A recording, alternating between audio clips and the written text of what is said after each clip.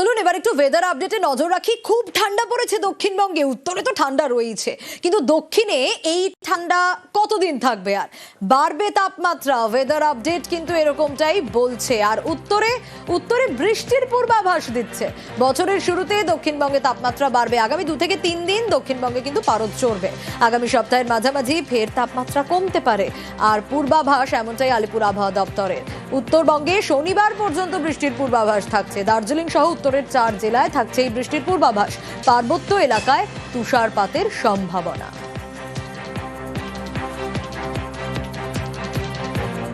ন্যূনতম তাপমাত্রা বা রাতের তাপমাত্রা আগামী দুদিনে দক্ষিণবঙ্গের জেলাগুলোতে 2 থেকে 4 ডিগ্রি পর্যন্ত অনেক জায়গাতেই বেড়ে যাওয়ার সম্ভাবনা রয়েছে।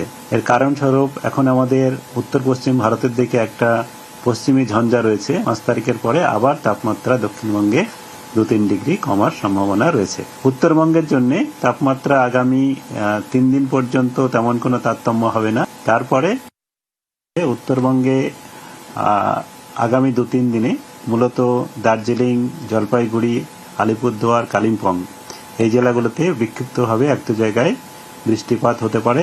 দার্জিলিং এর পাহাড়ি অঞ্চলে তুষারপাতেরও সম্ভাবনা রয়েছে একটু জায়গায়।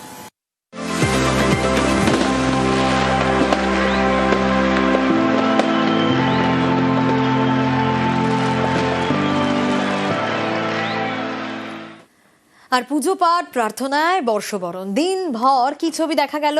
পুণ্যার্থীদের ভিড়ে মন্দির একেবারে জমজমাট। লম্বা লাইনে অপেক্ষার পর পুজো পাঠ, প্রতিমাকে রাজবেশে সাজিয়ে মঙ্গল আরতি।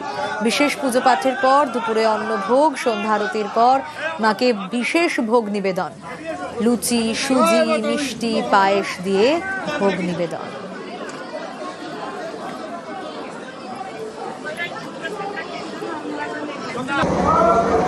পুজো প্রার্থনাতেই বর্ষবরণ বলছিলাম। নিউ ইয়ারে তমলুকের ছবি দেখুন। বর্গভীমা মন্দির, ভক্তের ঢল নামে সেখানে। পুজো দিতে একেবারে লম্বা লাইন।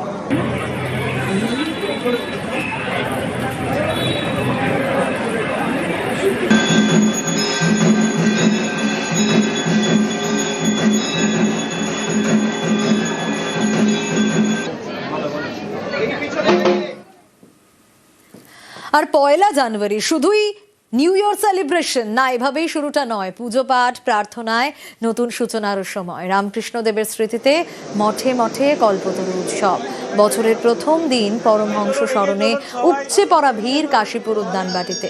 1886 সালে 1 জানুয়ারি রামকৃষ্ণ পরমহংসদেব কাশীপুর উদ্যানবাটিতে ভক্তদের নারায়ণ রূপে দর্শন দিয়েছিলেন। আর তারপর থেকে প্রতি বছর শ্রীরামকৃষ্ণ এবং বিবেকানন্দের ভক্তরা আচার নিয়ম মেনে এই দিনটি পালন করেন।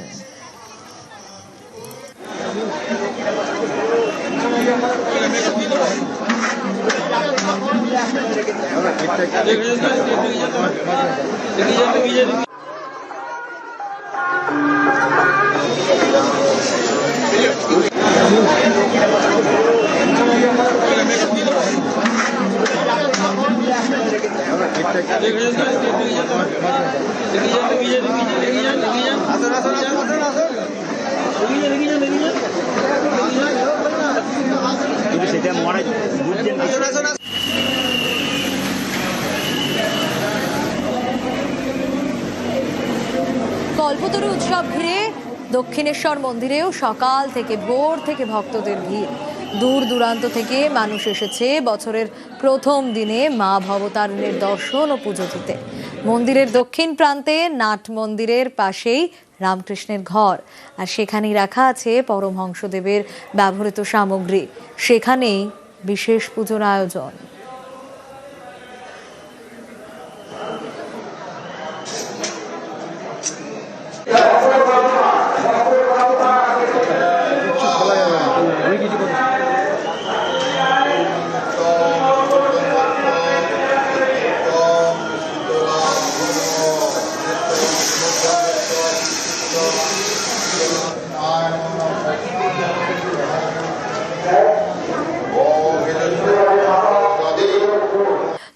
একটু ওয়েদার আপডেটে নজর রাখি। খুব ঠান্ডা পড়েছে দক্ষিণবঙ্গে, উত্তরে তো ঠান্ডা রয়েছে, কিন্তু দক্ষিণে এই ঠান্ডা কতদিন থাকবে আর বাড়বে তাপমাত্রা। ওয়েদার আপডেট কিন্তু এরকমটাই বলছে। আর উত্তরে বৃষ্টির পূর্বাভাস দিচ্ছে। বছরের শুরুতে দক্ষিণবঙ্গে তাপমাত্রা বাড়বে। আগামী 2 থেকে 3 দিন দক্ষিণবঙ্গে কিন্তু পারদ চড়বে। আগামী সপ্তাহের মাঝামাঝি ফের তাপমাত্রা কমতে পারে। আর পূর্বাভাস এমনটাই আলিপুর আবহাওয়া দপ্তরের। উত্তরবঙ্গে শনিবার পর্যন্ত বৃষ্টির পূর্বাভাস থাকছে। দার্জিলিং সহ উত্তরের 4 জেলায় থাকছে এই বৃষ্টির পূর্বাভাস। পার্বত্য এলাকায় তুষারপাতের সম্ভাবনা।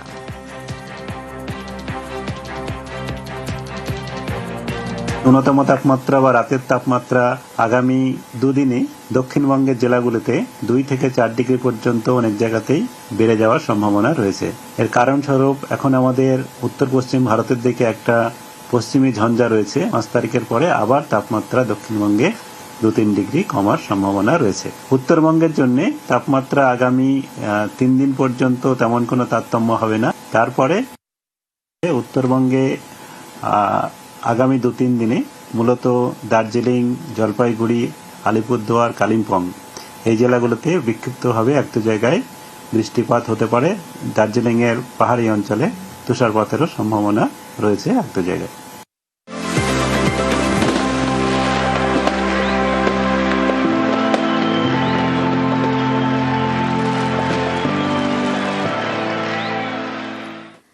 আর পুজো পাঠ, প্রার্থনায় বর্ষবরণ, দিনভর কি ছবি দেখা গেল। পুণ্যার্থীদের ভিড়ে মন্দির একেবারে জমজমাট। লম্বা লাইনে অপেক্ষার পর পুজো পাঠ। প্রতিমাকে রাজ বেশে সাজিয়ে মঙ্গল আরতি।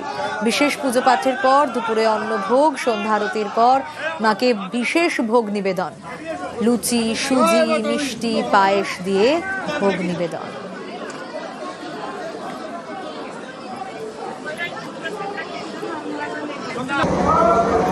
পুজো প্রার্থনাতেই বর্ষবরণ বলছিলাম।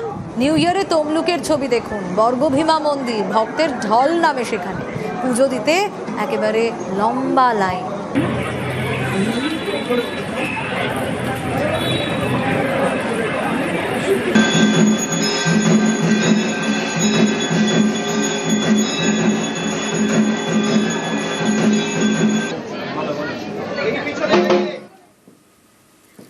আর 1 জানুয়ারি শুধুই নিউ ইয়ার সেলিব্রেশন না, এভাবেই শুরুটা নয়। পুজো পাঠ, প্রার্থনায় নতুন সূচনারও সময়। রামকৃষ্ণদেবের স্মৃতিতে মঠে মঠে কল্পতরু উৎসব। বছরের প্রথম দিন পরমহংস স্মরণে উপচে পড়া ভিড় কাশীপুর উদ্যানবাটিতে। 1886 সালে 1 জানুয়ারি রামকৃষ্ণ পরমহংসদেব কাশীপুর উদ্যানবাটিতে ভক্তদের নারায়ণ রূপে দর্শন দিয়েছিলেন। আর তারপর থেকে প্রতি বছর শ্রীরামকৃষ্ণ এবং বিবেকানন্দের ভক্তরা আচার নিয়ম মেনে এই দিনটি পালন করেন।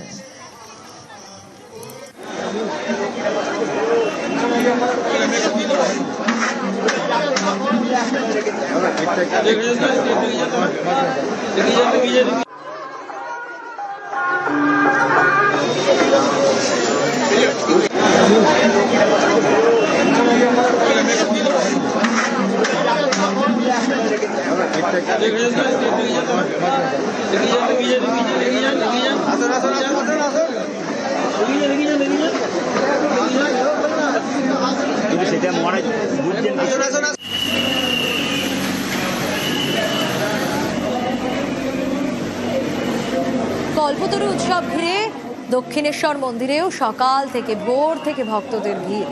দূর দূরান্ত থেকে মানুষ এসেছে বছরের প্রথম দিনে মা ভবতারিণীর দর্শন ও পুজো দিতে। মন্দিরের দক্ষিণ প্রান্তে নাট মন্দিরের পাশেই রামকৃষ্ণের ঘর। আর সেখানেই রাখা আছে পরমহংসদেবের ব্যবহৃত সামগ্রী। সেখানেই বিশেষ পুজোর আয়োজন।